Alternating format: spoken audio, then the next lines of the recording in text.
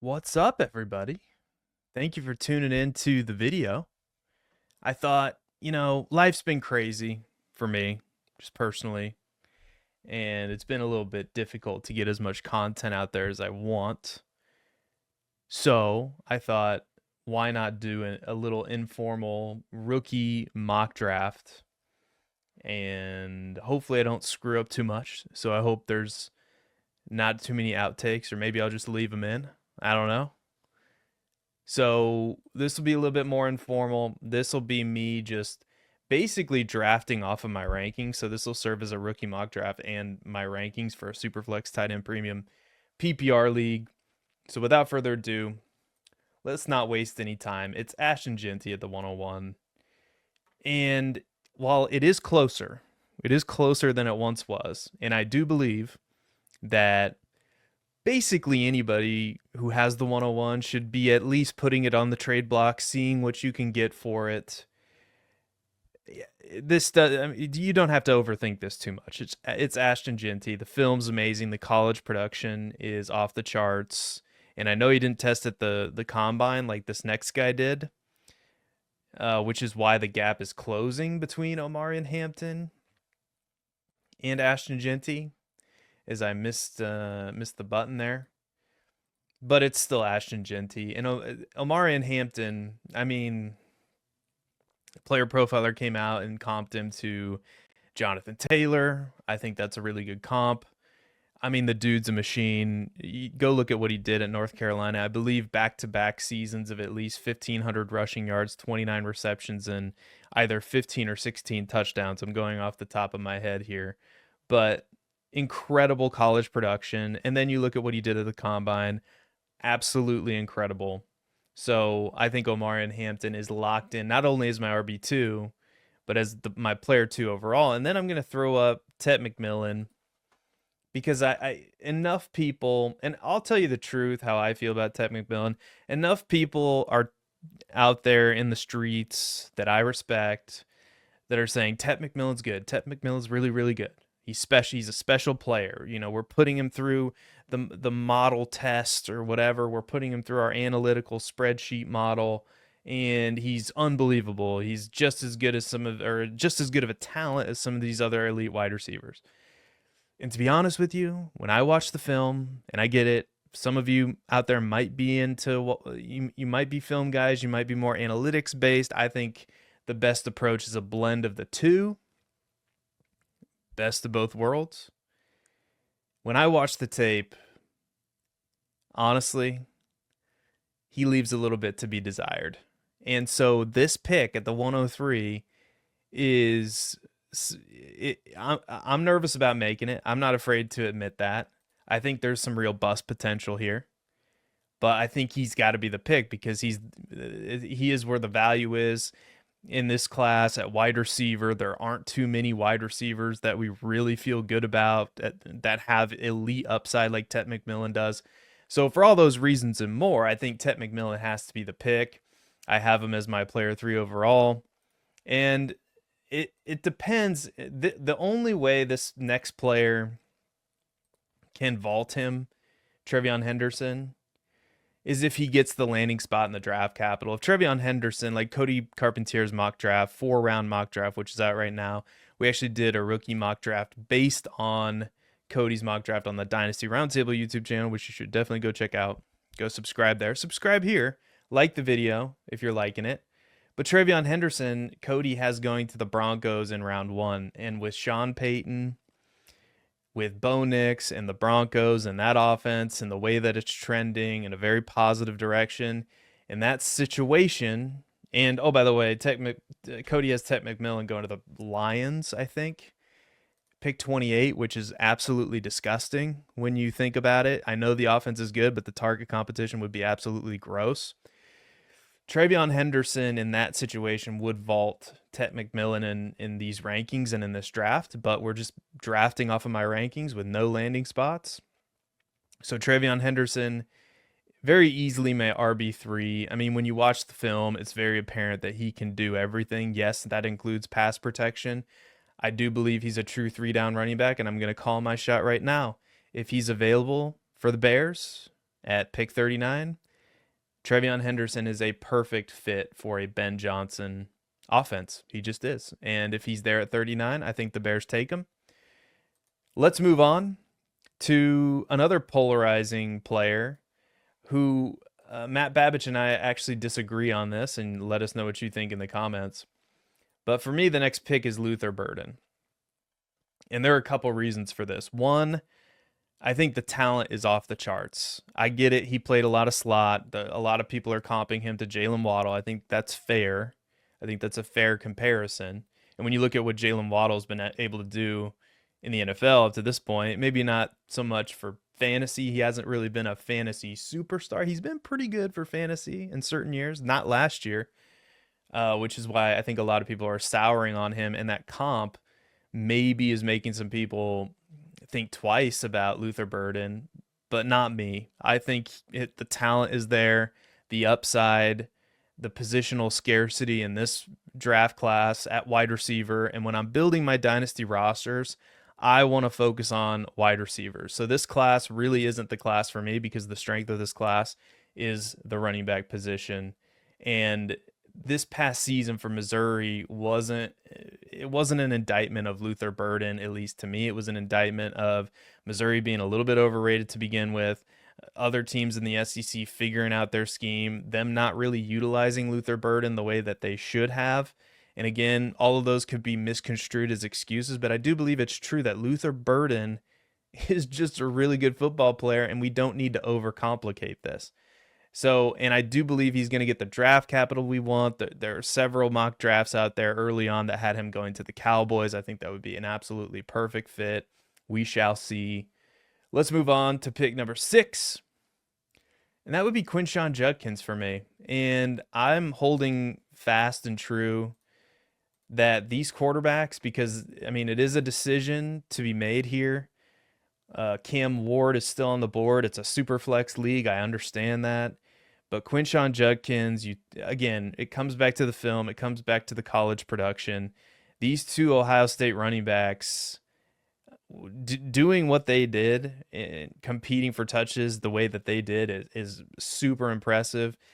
And like I mentioned, the tape, he checked the tape box, he checked the combine box, and this guy's just really good. And in a world where I have to make a decision over a quarterback that I don't really like and a running back that if it were any other class, Quinshon Judkins would easily be a top 3 running back. I mean, potentially top 2 or best running back in a class, potentially. I mean, to me, it's a pretty easy decision. But let me know what you think in the comments. I also don't think it's a slam dunk lock that Cam Ward goes number 1 overall, but some other people might feel differently. Now, I will say, as much as I talk smack about Cam Ward, now I think is the time to select him at the 107 if he's here. And if he does get picked number 1 overall, and if they're absolutely, actually, I'm going to say this. I don't think there's a world if Cam Ward gets picked number 1 overall in a regular rookie mock draft, super flex, that he falls this far. I don't think that's going to happen. But if he does, this would be the perfect spot to take him. Great value here, and that's what this pick's all about. Again, I'm not a huge fan of Cam Ward, not a huge fan of this quarterback class in general, and that's going to be reflected in this draft as it's already been reflected with the 107 pick being Cam Ward.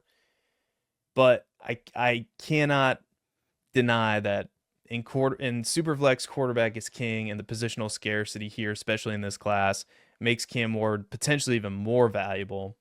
So it comes down to that for me. Value. And now in a tight end premium league, I cannot deny this guy any longer, as I have to click the right spot here. But it's Tyler Warren. I mean, he had an absolutely massive season this past year at Penn State, and in a tight end premium league where this guy could get top 10 draft capital. If he gets that, you could argue pushing him up even further. Now, I will say that I am on an island with this rookie class. in the sense that I'm not necessarily all in on this tight end class. I think that we're Brock Bowers chasing here. And remember, Brock Bowers did not get taken until pick 13 last year. And then now Tyler Warren, who's not as good of a prospect, I don't think anybody would argue that, is being pushed up into the top 10. Just be careful. Just be wary if you're making an NFL mock draft, if you're filling one out, just be careful. That's all I'm saying, because I don't understand. I get it, and I've said this for years. NFL teams aren't as smart as you think they are. Some of them, a lot of them are smart too. I'm not trying to disparage NFL teams, but the Jacksonville Jaguars exist, the Chicago Bears exist. Like, there are teams that don't make good decisions and will take a tight end in the top 10.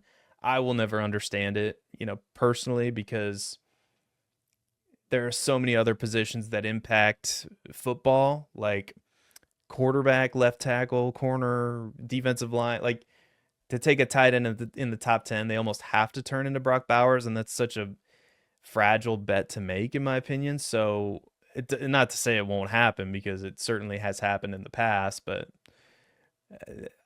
all that to say, Tyler Warren is probably going to get top 10 draft capital. For sure, first round, top 15 probably. It's probably hard to envision him slipping past the Colts at 14. So for that reason, in a tight end premium league, I think he's the pick here. Now let's move on to the pick number 9, and we'll see what you guys think. I've kind of soured on Caleb Johnson, and some of you might be seeing my sweatshirt here on the YouTube channel and saying, why does Seth not like Caleb Johnson? Why does Caleb Johnson being pushed down his rankings a little bit? Now, I'll admit that Caleb Johnson is a good running back. He's a really good running back. But what I saw on tape too many times for me is that the blocking was, the holes that Iowa was able to create for Caleb Johnson, some of them were just gaping, and all he had to, he just ran through it. You could have drove a truck through those, and you saw the speed and acceleration at that size, and that's very tantalizing. But the film will tell you that Caleb Johnson's not very good in pass protection. He's a liability in pass protection. And PFF would back me up on that. So, and then you had the combine. And that does affect things a little bit. So I was already a little bit lower on Caleb Johnson. He does remain my RB5 in this class. I was already a little bit lower on him than consensus. But then it turns out he's not quite as fast. And I get it. It's straight line speed. So you can make an argument of how important that is. And I understand. But I have my concerns. And if you made me pick a bust out of all these running backs, like Genty, Hampton, Travion Henderson, Judkins, Johnson, all the top running backs, he'd probably be my pick to be a bust. And that's not to say that, I hope that he's a bust, because I hope all these guys are extremely successful. I think Caleb Johnson has the most bust potential out of all the top guys. And again, I hope I'm wrong, because I'm a huge Iowa guy. I'm a huge Caleb Johnson supporter in that sense, but I'm just not as high on him as some other people are. Let me know what you think in the comments. All right. At pick number 10, this has got to be Emeka Egbuka. And my partner on the Dynasty Roundtable, Matt Babich, has Emeka Egbuka over Luther Burden in his rankings. He revealed that on the last episode. You should go check that out. I think Egbuka, here's how I'll distill it. Here's how I'll break it down, like a fraction for you. I think Egbuka is like hitting a double, and it's pretty safe. I would equate it to drafting Ladd McConkey last year. And again, I get it. Ladd McConkey's a very different player than Emeka Egbuka. I can already hear it in the comments, like, oh, those guys aren't even the same. Like, I understand. But Luther Burden, if you connect with a Luther Burden, that could be a home run. To me, this decision is very similar to Brian Thomas Jr. or Ladd McConkey. I think both are good options. I just prefer Luther Burden, and I prefer him by a good margin here. As you can see, I have Burden at the 105. I have Igbuka at the 110. I really like Igbuka. I thought about putting him over Caleb Johnson even, but I didn't do that. So let's move on, and let's go down to the 111. Let me just get my bearings here, because it would be just like me to miss somebody. Drafted him. All right, I just want to, because on the recent episode of the Dynasty Roundtable podcast, I forgot about Jackson Dart. That's a real thing that happened, and yeah, I'm not ashamed. Well, I am ashamed to admit it. I am ashamed of myself for that. But hey, these things happen, and I'm just making sure. And I know we've only been through 10 guys, so I'm just saying, sometimes my brain. But it's going to be Travis Hunter for me. I think this is just a smash pick for a team that was in the championship. It's so high upside. I mean, if Travis Hunter came out tomorrow and said he was playing all of his snaps at wide receiver, and whatever team drafted him, he would want to play wide receiver full time, he would absolutely be the wide receiver one in this class. I would have no doubt about it, and I think he'd be in contention at the 101. That's the kind of upside you're getting at the 111. Now, I understand he's probably going to play corner. He's probably going to crush all of our dreams, and I don't know, but I still maintain that he's probably going to get top 5 draft capital. They're probably going to have offensive packages for him. And I think he's still a value even in the world where he's primarily a corner at the 111. Let me know what you think in the comments. 112 time. Shedeur Sanders. And again, I'm not a big fan of Shedeur Sanders. I think he holds the ball too long. I think whatever team takes him is going to have to take their time. But I'll admit, in a Superflex league, he deserves to go in the first round. Back half of the first round, I'm totally fine with it. I think that's a responsible place to take him. Now, he's probably going to go a lot higher than that, especially if he gets taken number 1 overall, number 2 overall in the top 5. He's gonna go a lot higher than this, so I'm not gonna have any Shedeur Sanders, probably. So that's just kind of how I feel about him. The 2-1. This is a guy that I've risen up the rankings after watching the film, and that's Matthew Golden. I think that there's a really good chance that he gets round 1 draft capital.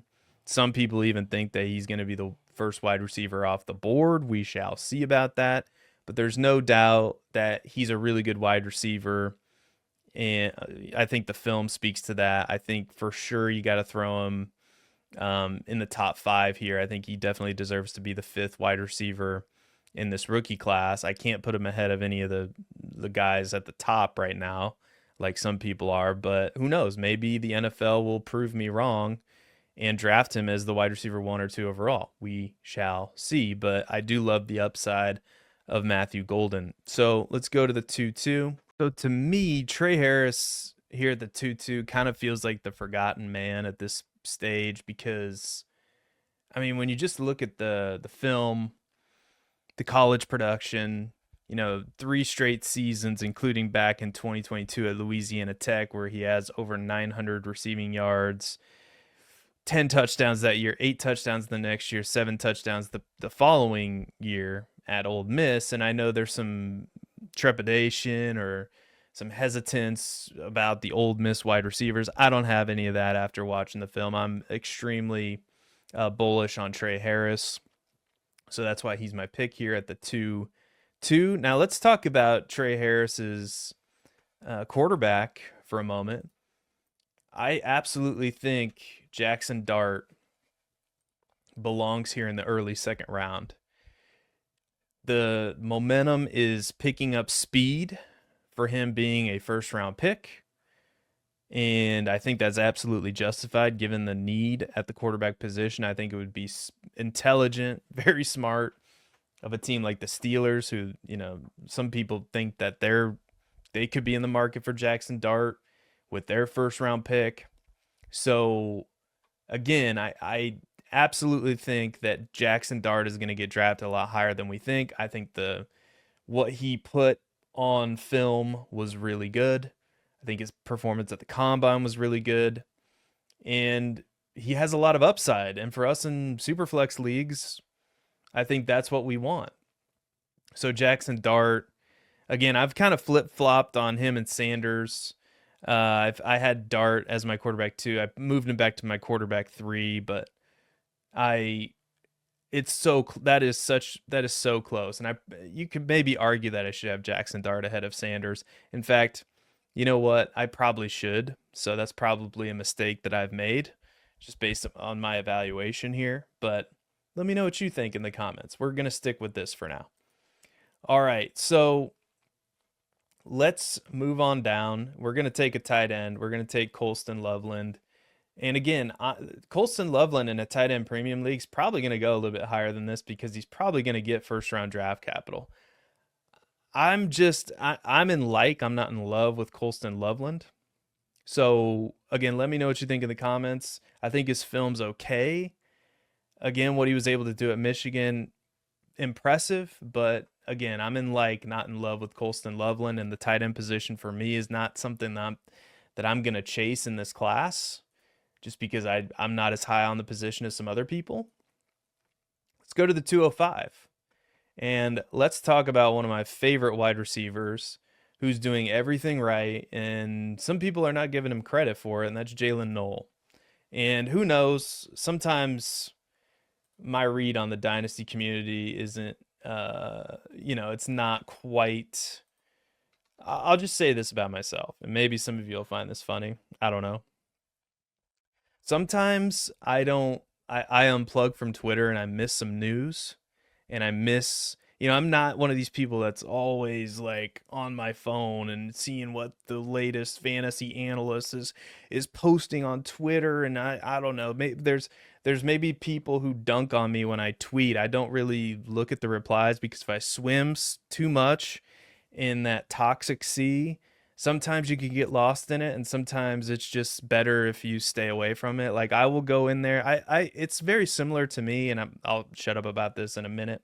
Very similar to like when you're playing a video game and you're in the poisonous fog and you're losing health points as you're walking in the fog. Like, you can only stay in the social media streets for too long before it kind of pollutes your brain. So I just kind of, I walk in and I walk out. I walk in and I walk out. I probably should post more on there, and I will be posting more on Twitter over the next month because it's NFL draft season. But again, sometimes I miss things because I'm not constantly on Twitter like some people are.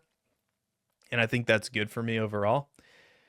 But so Jalen Knoll may have been moved up some people's rankings, but this is where I believe he belongs. And you could even make a case for him being a little bit higher, like maybe put him above Loveland. Maybe him and Trey Harris is a conversation now. I actually think it is.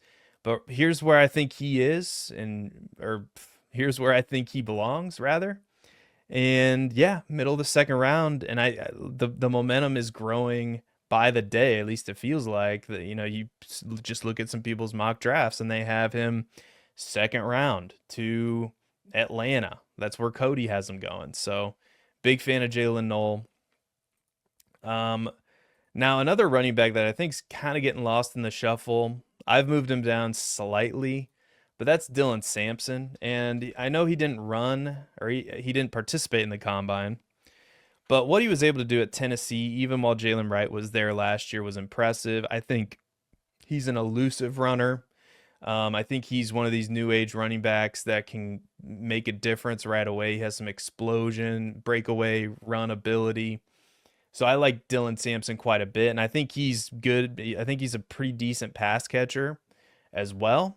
I don't think he put up the numbers. Yeah, 20 receptions was his best season. So we would like to see, another season of 20 plus receptions. He did have 17 receptions in 2023, but the 2024 season, I mean, 22 total touchdowns in the SEC is insane.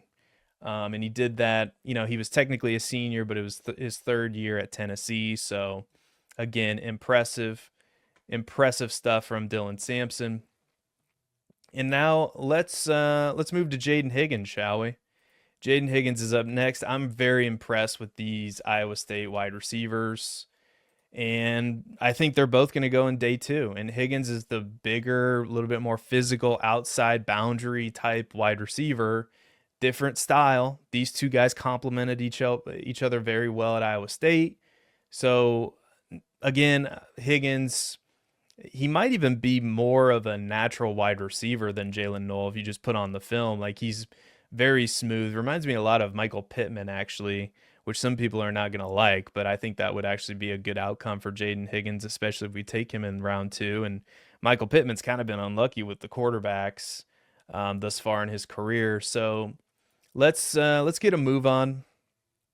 I'm droning on a little bit too much. I wanted this to be a little bit shorter of a video. It's going to be a little bit longer than I thought, probably because I was talking about nonsense earlier about social media and whatnot, and there's going to be people in the comments like, stick to football, you idiot. So let me just double check this. I should have my screen better organized, but I'm going to put up a couple running backs. The first one's going to be Brashard Smith, who I think is just the perfect comp for him is this year's Tyrone Tracy. Just look at their career arcs. I mean, former college wide receiver, turned running back, had an extremely good season at SMU. I think the skill set translates to the NFL. I think he's really, really good. And now let's talk about another guy who was a little bit higher on this list before the NFL Combine.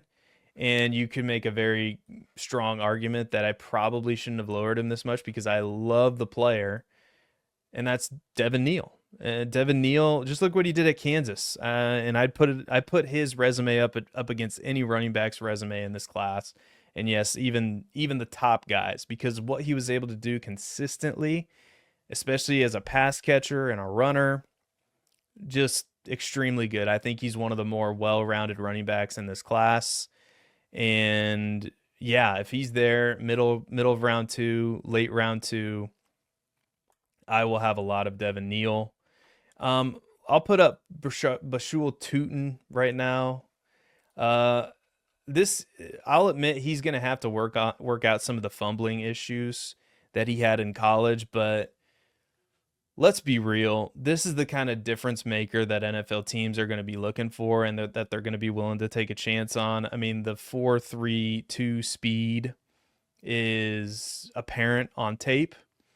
He has breakaway run ability, and he's a very high upside pick that you can potentially get in the second round of rookie drafts. Sign me up. So Bashul Tootin, for me, I have him at player 22 overall. Now let's talk one of my favorite wide receivers. And again, I don't know exactly what it means or where the sleeper line is, because some people in the comments will say, well, he's clearly not a sleeper, you dumb. I don't want to get demonetized. Well, actually, yeah, I am monetized. So I have two YouTube channels. One of them's monetized, one of them's not, and I forget sometimes where I'm creating content and what I'm doing. Sometimes I forget where I am even. But Elikai Manor is such a good player. And I'm a little ashamed that he's this low on my list, but he's currently 6, 7, 8. My wide receiver 9. And it's just that there are so many good running backs in this class that, he kind of gets pushed down a little bit. And the Iowa State wide receivers I like quite a bit too. And this is just kind of where he lands.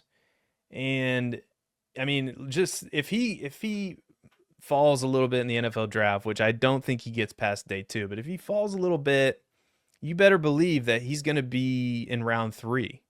And if he's in round 3, I'll just say this, I'm going to have a lot of Elikai Manor, because he's if not my favorite wide receiver in my class, he's not my favorite. Jalen Noel's up there. I'd probably put Higgins above him, but he's up there as far as like my favorite wide receiver in this class. Now, we're going to go back to the running back and Cam Scatabo is going to round out round 2 for me. Cam Scatabo, he's just an awesome football player, and he doesn't have the juice of some of these other running backs, which is why he's not higher on the list. and there are questions like, does he have the burst at the next level to really make an impact the way that we want him to for fantasy football? But the nice thing is, in this year, 2025, you don't have to be a 60, 70, 80% snap share guy. You don't have to be the lead running back for a team in order to make a difference. And I think he can play, and this has been my comp all along. I think he can play a David Montgomery like role for a team with a shiftier running back, a little bit faster of a running back that you don't necessarily want to give 20 touches to in between the 20s inside the 5, like if I don't even know what a good example would be, but like if he goes to that situation, maybe Miami takes him. There we go. Maybe Miami takes him, pairs him with Devon Chain. There you go. Now we're talking. Now we have a running back that can absorb some of the punishment from Devon Chain, keep him healthy, so Devon Chain can get those 15 touches a game. Because Jake Seeley was on the Fantasy Pros podcast, and they were talking about players they really liked. And one thing that he said that I thought was really smart was we would almost prefer certain running backs to get 15 touches as opposed to 20 plus touches per game, because the chance of injury goes up and their efficiency goes down, because running backs that are more explosive can do more with less. That seems counterintuitive, but I do think it's true in certain cases. I think it's true with Devon Chain, Jahmyr Gibbs, etc. So I think Cam Scatterbo can absolutely prove to be that kind of a player. Now we're going to put up DJ Giddens now from Kansas State. This is swinging for upside. I mean, DJ Giddens was an awesome college football player. Just go look at the tape. Just go look at the stats. He was awesome at Kansas State, and he tested well at the NFL Combine. So again, early round 3, feels about where he should be. There's a chance he gets drafted a little bit higher than we think. We shall see, and if that happens, he'll move up a little bit. So Cam Scatterbo, DJ Giddens. Now, I am not, again, whenever I start to talk about quarterbacks in this class, I feel like it feels like I'm trashing them, and I guess I am. I guess I am. Jalen Milroe, it's kind of like the Justin Fields situation where I don't think he's a good NFL quarterback, but I acknowledge that he could be really good for fantasy in the right situation. The problem is he's probably going to get drafted outside of the first couple rounds. Maybe a team takes a chance on him in round 2, but it would be hard for me to see him getting drafted earlier than round 3. And then if that happens, then we're looking at a Malik Willis type situation here for Jalen Milroe. And in that scenario, like, he could just vanish, or he could pop up here and there when an injury occurs. I don't know. But I will say in round 3, I think this is the time to take him. This is the time to take a shot on a high upside quarterback. Big swing, probably not going to connect, but it is what it is. Jack Besh is up next for me. Jack Besh, I believe he was the MVP of the Senior Bowl, and for good reason. He's a really good player, solid player. And as I've been watching tape, one of my favorite wide receivers in the class. So again, I just think he's very solid, steady as she goes. And I think in round 3, perfect chance to take him here. And my guess would be that he's one of these guys that, and it's a cliche for me to say this at this point. I think I say this way too much. And if you've made videos before, and I'm just gonna say this, sometimes we have our little picadillos and things that we say too much. That's probably one of mine. I'm gonna work on that. He's gonna get drafted a lot higher than we think. That's the thing. But I do think that he's probably going to be a round 2, round 3 pick, probably round 2. That's what I believe. Okay. Jalen Royals is up next for me. And Royals, man, again, high upside here. These two players back to back, like Besh is just solid. You know what you're getting. Royals is he could be amazing or he could be, terrible. We don't. I mean, the range of outcomes with Jalen Royals is vast, and landing spot obviously is going to matter. But there's no doubt he's super talented. There's no doubt. Just go look at his game log from this past year. He put up some video game like numbers in some of these games, and Utah State used him all over the field. Now, again, he has some refinement to do in the technical aspect of his game, but there's a lot to like with Jalen Royals. And I'm going to throw up Ollie Gordon next. Ollie Gordon, very similar to his former Cowboy, Oregon State, Oklahoma State. Why was I thinking Oregon State? Yeah, it doesn't matter. Oklahoma State. Now I'm thinking that. Now I'm just in my brain, in my head, like thinking. Now I have to look this up. Ollie Gordon. He went to Oklahoma State, but now I'm like tripping. Like he didn't go to Oregon State, did he? No. Why did I think that? So stupid. Which is also where Chuba Hubbard went. So I think, I don't know what it is with the Oklahoma State running backs, but they have this great year, and then the next year, everything falls apart.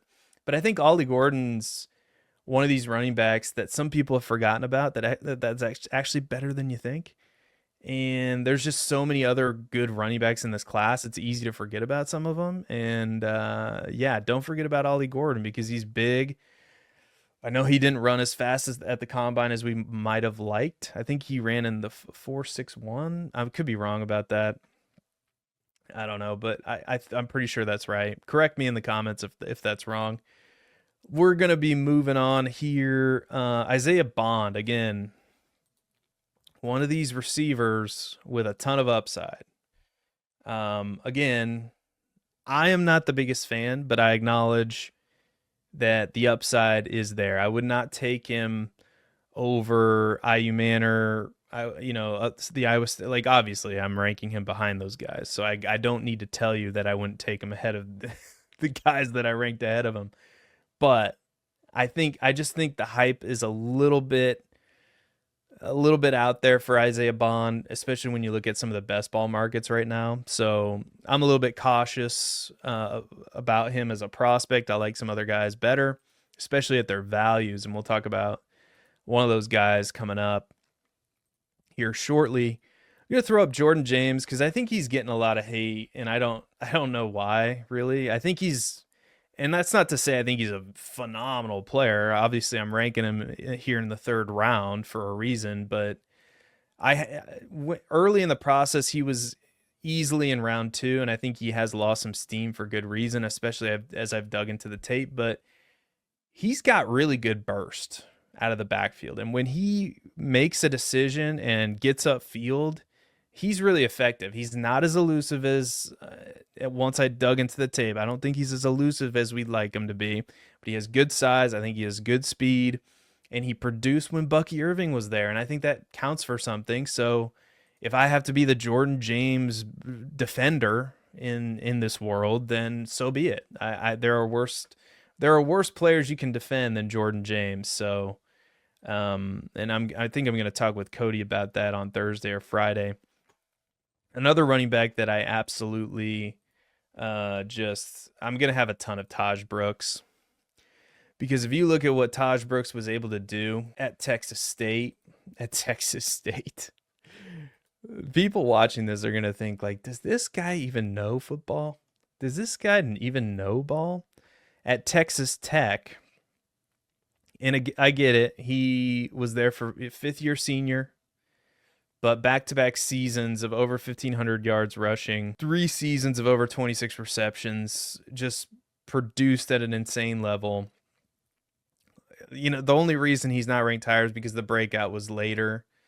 But he was a part of a weird 2020 season.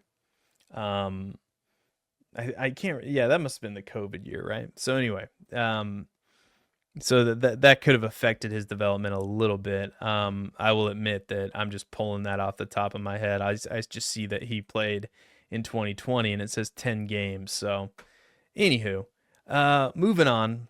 I like Taj Brooks a lot, and I like this next guy a lot as well, and that's Ty Felton.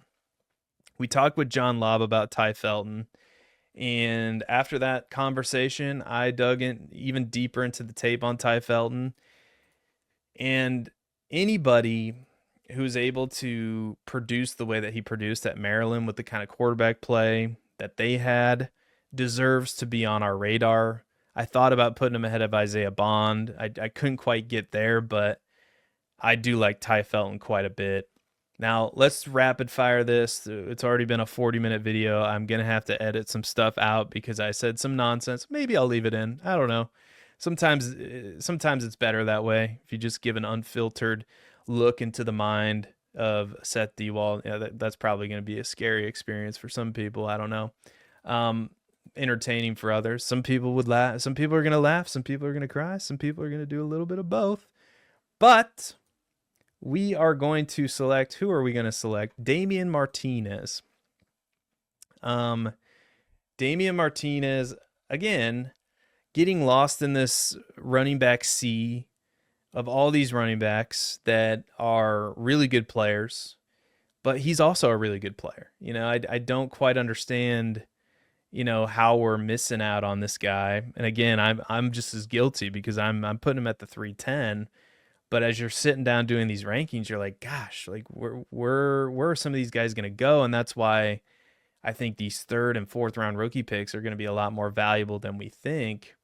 And to round this out, I'm going to throw up Dylan Gabriel because as I was watching Jordan James, I noticed, hey, Dylan Gabriel, and there's a short on the Dynasty YouTube or the Dynasty Roundtable YouTube channel about him where we were talking to John Lobb about him, and I think he's overtook Quinn Ewers as my quarterback 5 in this class. I know he's a little bit undersized. The arm strength might not be exactly what we want, but I think the accuracy and the anticipatory throws are there, and I think he could be a really good, certainly a really good backup and potential spot starter in the NFL if he gets a chance in the right system. Like it could be it could be a lot better than we think. Now the arm strength I think is a concern. So there's a world where, he just doesn't have the NFL arm strength to really make a difference. But man, he's got a lot more athleticism than I think some people think. Just some of the plays I watched, he jumped off the page. So Mr. Irrelevant for this draft, and we'll talk about a few players that I don't have here. In a tight end premium league, we're going to go to the tight end position, and Harold Fannin. Again, this just speaks to, like, I don't have these tight ends. Like, I want these running backs over these tight ends. I want some of these wide receivers over some of these tight ends.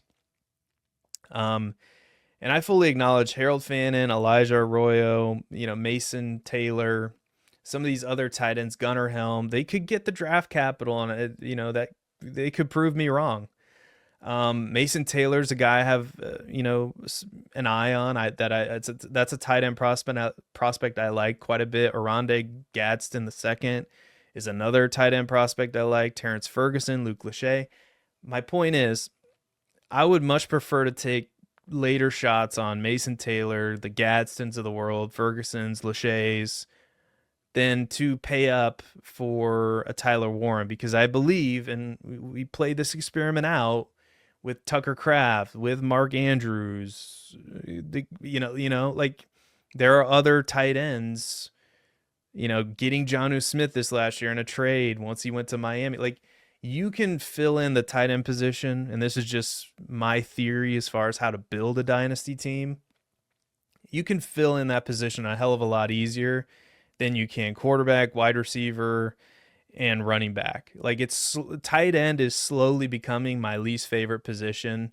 And yes, that includes the running back position, which everybody knows that's watched this channel that I do not like running backs because they don't tend to last as long as we might like for our dynasty teams. But I I digress. Just case in point, Christian McCaffrey. Need I say more? Like, we think he's the running back one, and then the next year. I mean, Saquon Barkley too. Like, there was a lot of tread put on those tires this past season. So I'm not saying hit the panic sell button right now, but yeah, I just don't like investing a lot of my capital in running backs when I feel like I can just get I can just fill it with quantity later on, and when I need to, it's the cherry on top of my dynasty Sunday. But I'm slowly beginning to think that tight end is also in that category as well. Anyway, that is my long-winded mock draft. 3 rounds, Superflex tight end premium, PPR. Let me know what you think in the comments. Like, subscribe, go follow me on Twitter at Seth_DIEWOLD for more crazy, zany takes that hopefully are entertaining and valuable for you. And until next time, be good, everyone. No one cares about Aaron Rodgers, and we will see you later. Bye-bye.